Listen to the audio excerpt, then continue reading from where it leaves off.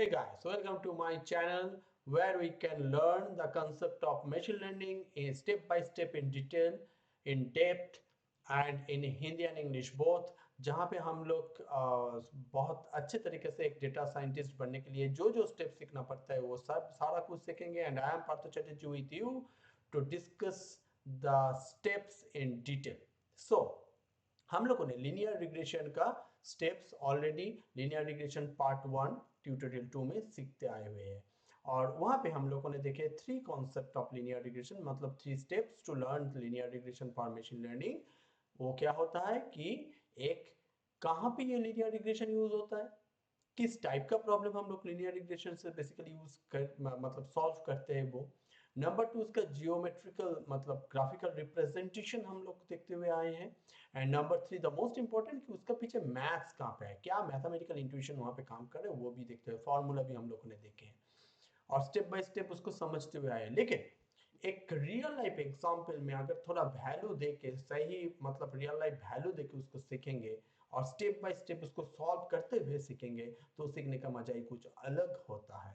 And here in part 2 of linear regression we are going to discuss those things, the steps in detail again with real life example and real value putting in the formula. So let's start the topic for to learn linear regression for machine learning specifically for data scientists. But this is the part 2.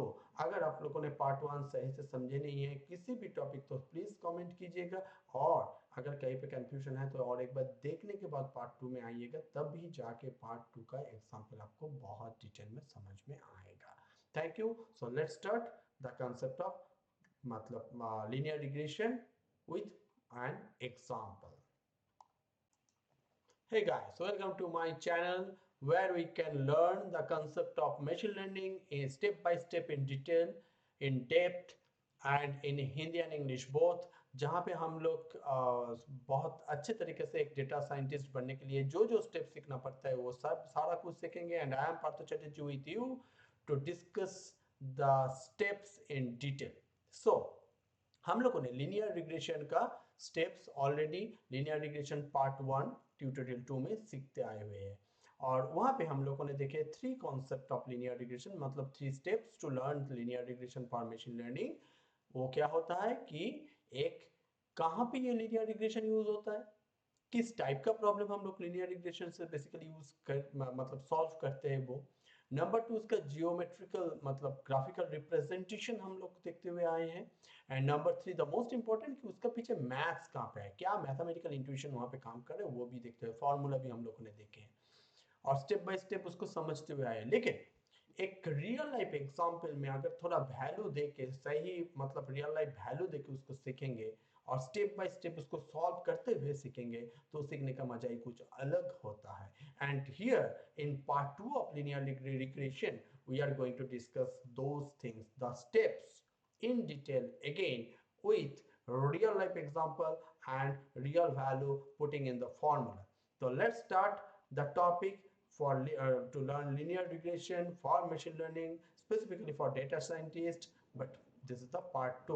अगर आप लोगों ने part 1 सही से समझे नहीं है किसी भी टॉपिक तो प्लीज कमेंट कीजिएगा और अगर कहीं पे कंफ्यूजन है तो और एक बार देखने के बाद पार्ट 2 में आइएगा तब भी जाके पार्ट 2 का एग्जांपल आपको बहुत डिटेल में समझ में आएगा.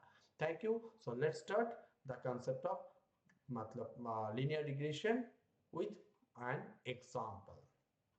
So now here we'll discuss, we'll change the value of theta 0 and theta 1 to in this example, in this current example that we are going to discuss. तो हम लोग एक हाइपोथेसिस ले लेंगे और एक कॉस्ट फंक्शन भी उसका कैलकुलेट करेंगे.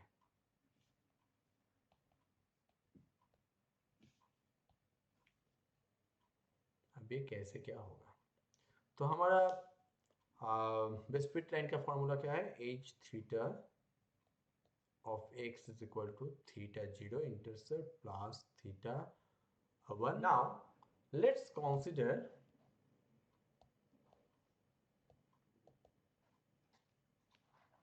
theta 0 is equal to 0 intercept 0. So intercept 0, that means if we plot it graphically, that means intercept 0 means it is passing through this point. Theta 0 is equal to 0, right? So in that situation, x का value कुछ भी हो, चाहे 1 2 3 कुछ भी हो, theta 1 h theta of x is equal to h theta of x is equal to theta equal to theta 1 x1. ये आपका हो गया when theta 0 is equal to 0, that time h theta of x is equal to theta 1 x1. ये हो गया आपका ultimate formula. और इधर कॉस्ट फंक्शन का फॉर्मूला और एक बार हम लोग लिख लेते हैं, j of theta 0 comma theta 1 is equal to 1 by 2m summation of I equal to 1 to m h theta of x I minus h theta of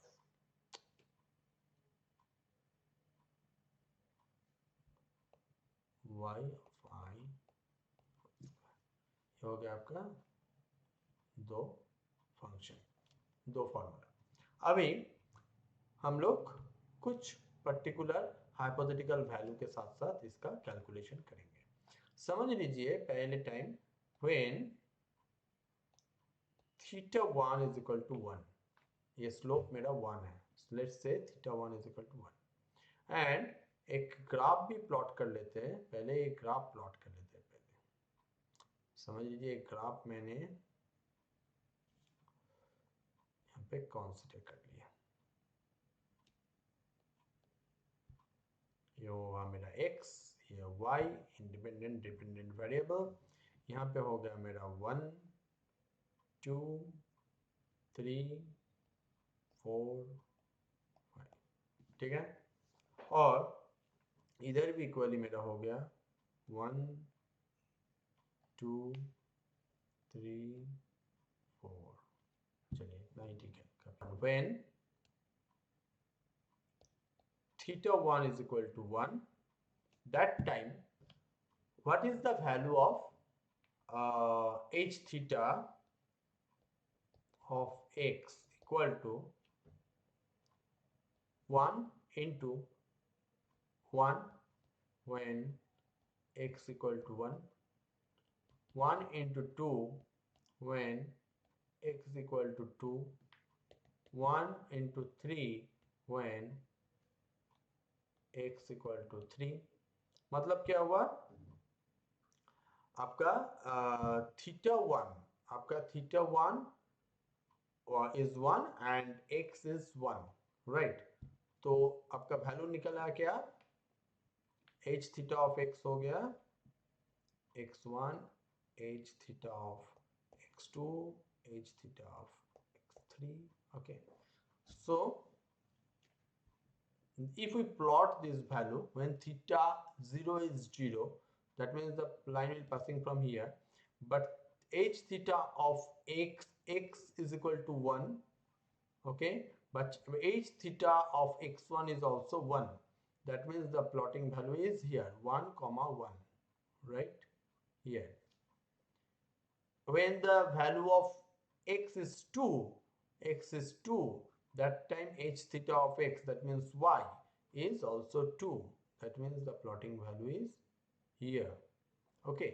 And when the value of x is 3, the plotting value of x is this, h theta of x is 3, तो ये हो गया आपका तीन value. अगर थोड़ा बहुत draw करते हुए इधर उधर हुआ भी होगा, थोड़ा बहुत एडजस्ट कर लेते हैं, तो ये हो गया आपका जो जीरो से निकलते हुए, तो इससे क्या हुआ है आपका कि h थीटा ऑफ x1 मतलब आपका h theta x comma h theta of x1 equal to 1 comma 1 x1, x2 comma h theta of x2, that is y equal to 2 comma 2 and x3 comma h theta of x3 is equal to 3 comma 3। तो इसका plotting ये हो गया। तो ये हो गया आपका as when theta 1 is equal to 1, so that time the best fit line is this. अब इसका कॉस्ट फंक्शन निकालते हैं, ठीक है। तो कॉस्ट फंक्शन कैसे निकालेंगे?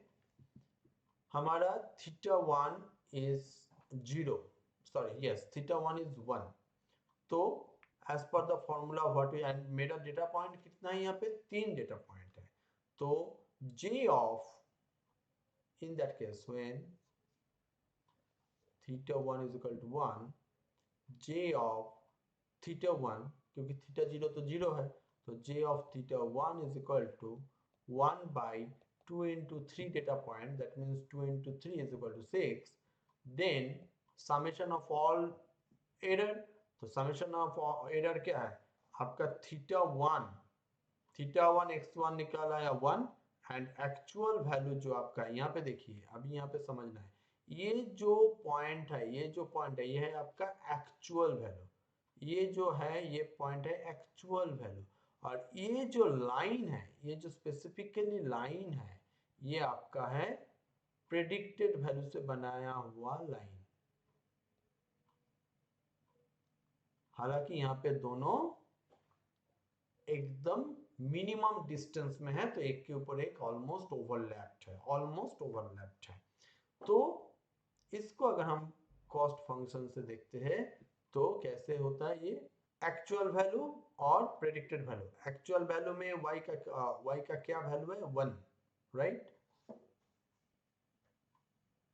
एक्चुअल वैल्यू आपका क्या था? ये जो h थीटा ऑफ x1, ये हो गया आपका predicted value 1, h theta x2 2, h theta x3 3, और आपका एक्चुअल वैल्यू y का जो था यहाँ पे,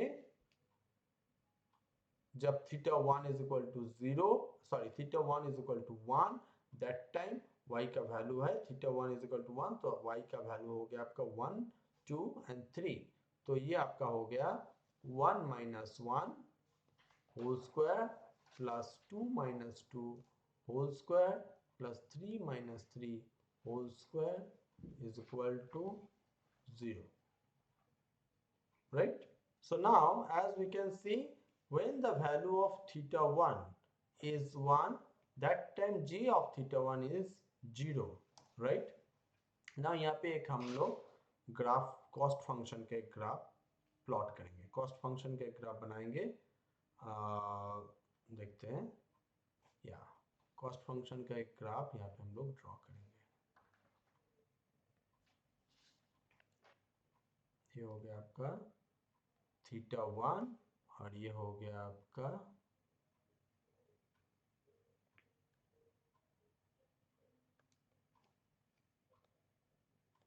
j ऑफ थीटा 1। अब इसको हम लोग पकड़ लेते हैं 0.5 1 1.5 2 2.5 3, यहाँ पे हम लोग पकड़ लेते हैं 1 2 3 ऐसे।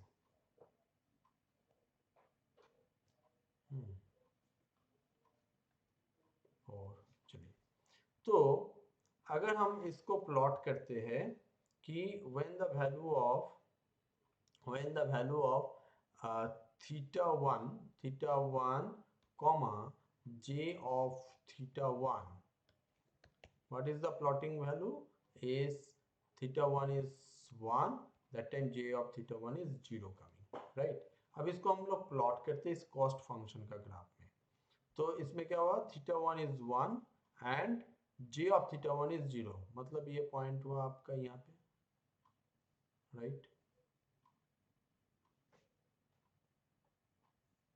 ये आपका ये पॉइंट हो गया। अभी दूसरा एक सिनेरियो लेते हैं, समझ लीजिए। when theta 1 is equal to, after 1 we can consider theta 1 is equal to 0.5, थोड़ा इधर वाला लेते हैं, थीटा 1 का वैल्यू 1 था, अभी 0.5 ले लिए, Okay, when theta 1 is equal to 0.5, that time theta 0 of x1 is equal to theta 1 x1 equal to 0.5 into 1 is equal to 0.5. Theta, the h theta of x2 is equal to theta 1 x2 is equal to 0.5 into 2, that means 5 by 10 1. H theta of x3 is equal to theta 1 x3 equal to 0.5 into 3 is equal to 1.5. तो आपका क्या क्या value अभी निकल आया, x1 comma h theta of x1 equal to 1 comma 0.5, x2 comma h theta of x2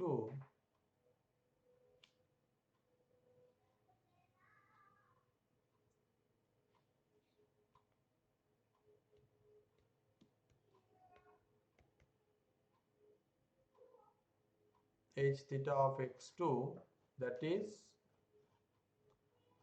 h theta of x2 that is 2 comma 1 and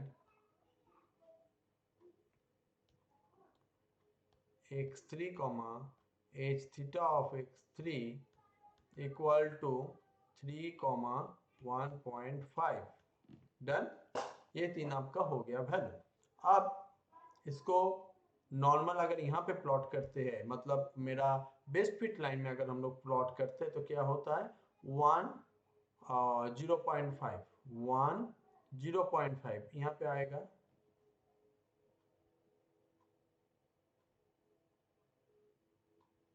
right. दूसरा 2 1 2 1 आपका यहाँ पे आएगा,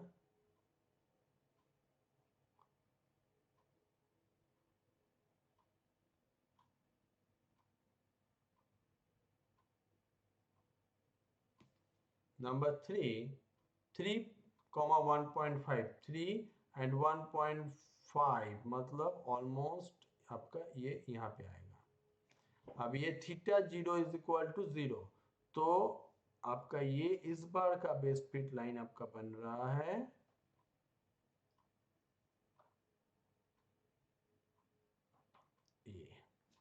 ये हो गया आपका थीटा 1 इज इक्वल टू 1, ये हो गया आपका थीटा 1 इज इक्वल टू 0.5 में ये वैल्यू बना, theta 0 is equal to 0। Okay,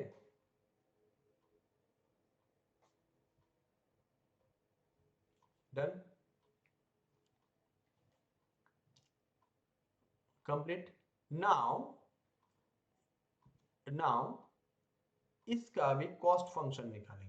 इस particular theta 1 is equal to 0.5 लेते हुए कॉस्ट फंक्शन क्या हुआ, इस बार का जो होगा J theta 1 is equal to J of theta 1 is equal to 1/6। Okay, as per the formula of this हम लोग को क्या मिल रहा है, h theta और x1 is equal to 0.5 minus 1 0.5 minus 1 whole square plus 1 minus 2 whole square plus 1.5 minus 3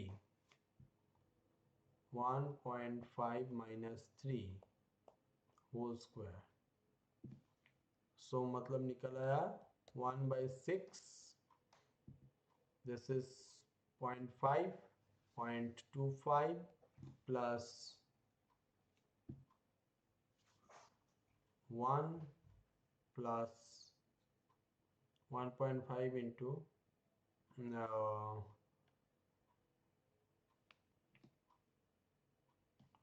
2.25, सो हो गया 1/6 of 3.5, that means it is approx 3.5। अगर हम लोग कैलकुलेट कर लेते हैं तो हो गया आपका 3.5 डिवाइडेड बाई 6, एक्यूरेसी आ रहा है 0.58। तो आपका कॉस्ट फंक्शन के ग्राफ में अभी हम लोग इसको करेंगे। जब वैल्यू यहाँ पे अभी अभी दूसरा केस क्या निकल आया कि जब मेरा अभी केस 2 में θ1 j of θ1 equal to 0, θ1 is 0.5 0.58, तो θ1 is 0.5 and that is 0.58, तो ये हुआ आपका 0.5 थोड़ा आगे, मतलब आपका ये आया यहाँ पे। नेक्स्ट पॉइंट कॉस्ट फंक्शन का आपका बना यहाँ पे, राइट। ऐसे ही अगर आप थर्ड केस कंसिडर करते हैं जहाँ पे समझ लीजिए थीटा का वैल्यू हमने when θ1 is equal to 1, when θ1 is equal to 0.5, when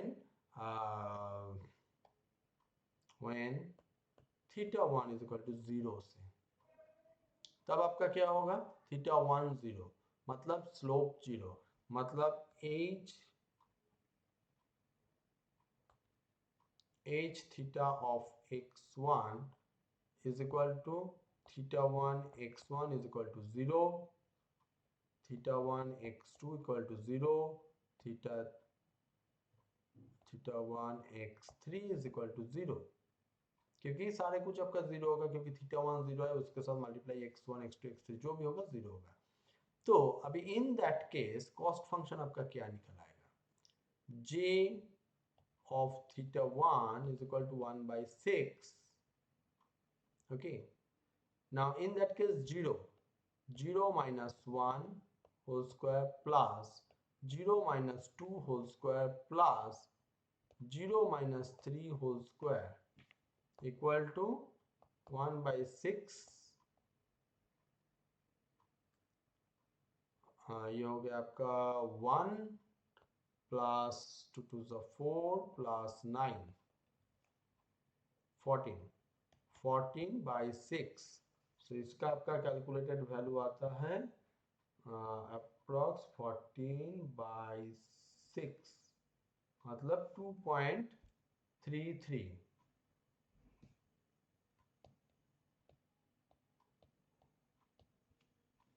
ठीक है 2.3, चलिए 2.3, मतलब इन दिस सिचुएशन θ1 कॉमा, अच्छा ये हम वहाँ पे ही लिखेंगे 2.3। चलिए अभी यहाँ पे कॉस्ट फंक्शन में अगर इसको हम लोग लिखते हैं θ1 comma j of θ1 is equal to 0 comma 2.3, right. अब 0 क्या हुआ, 0 comma x θ1 is equal to 0 और ये हो गया 2.5 से आगे 3, मतलब ये मतलब 0 2.3, मतलब इसी लाइन के ऊपर इस जगह पे आपका इस पॉइंट आ रहा है। तो ऐसे ही अगर आप ड्रॉ करते हुए जाओगे तो इसके बाद पॉइंट कुछ यहाँ पे आएगा, ऐसे, और फिर एक आपको ऐसे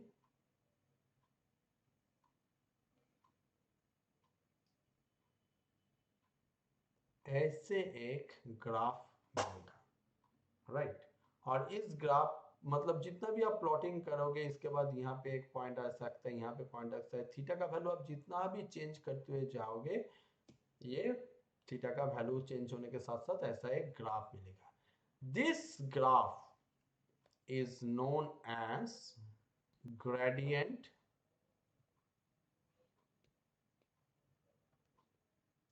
डिसेंट, ओके। एंड यहाँ पे अगर हम लोग देखते हैं सबसे करीबी पॉइंट कौन सा है, सबसे ये अगर 0.0 मतलब थीटा 1, यहाँ पे थीटा 0 क्या है, 0,0 प्लेस अगर ये है, तो सबसे टेंस टू 0, सबसे करीबी 0 का सबसे करीब सा वैल्यू कौन सा है, ये। तो ये जो पॉइंट निकल आया, ये पॉइंट होता है आपका ग्रेडियंट डिसेंट, सॉरी ये पॉइंट होता है आपका ग्लोबल मिनिमा, क्योंकि ये सबसे 0 का सबसे करीबी और सबसे मिनिमम एरर के साथ ये पॉइंट आया। तो ये इसी को बोला जाता है ग्लोबल मिनिमा।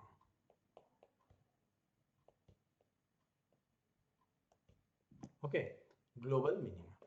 सो ये ग्लोबल मिनिमा ढूंढना ही हमारा मेन टारगेट है, ताकि हमको ग्लोबल मिनिमा जिस पर्टिकुलर कॉस्ट फंक्शन में निकला है उसी का रिलेटेड फॉर्मूला से बना हुआ line is the best fit line. अब इसका भी पीछे एक फंक्शन मतलब एक मैथमेटिकल इंट्यूशन है, जो हम लोग बाद में जाके सीखेंगे कि कैसे, मतलब एक ये भी तो होना चाहिए कि कितना हम थीटा 1 का वैल्यू लेते जाएंगे, how many times we will take it. तो इसका भी पीछे एक मैथ्स है, वो हम लोग नेक्स्ट वीडियो में समझेंगे। यहाँ तक जहाँ तक हम लोग समझे हैं, I think how to find global minima and what is the purpose of global minima and gradient descent and how it helpful through cost function to find the best fit line, ये हमारा clear हो चुका है। Best fit line मिल गया मतलब आपका linear regression successful हो गया with best accuracy. So thank you. आगे हम लोग जाके ग्रेडियंट डिसेंट का निकलने का प्रोसेस और उसमें सबसे अच्छा क्या मेथड है, कैसे इटरेट करते हैं, कौन कितने टाइम थीटा का वैल्यू ले जाएगा, ये सब का मैथमेटिकल पार्ट भी सीखेंगे और बहुत बढ़िया से सीखेंगे। कहीं पे भी आपको कुछ समझ में प्रॉब्लम हो रहा है, प्लीज डू कमेंट, ताकि मुझे पता चले और उसके ऊपर मैं बढ़िया से और कुछ एग्जांपल देकर समझा पाऊँ। So thank you, let's learn data science for data scientist.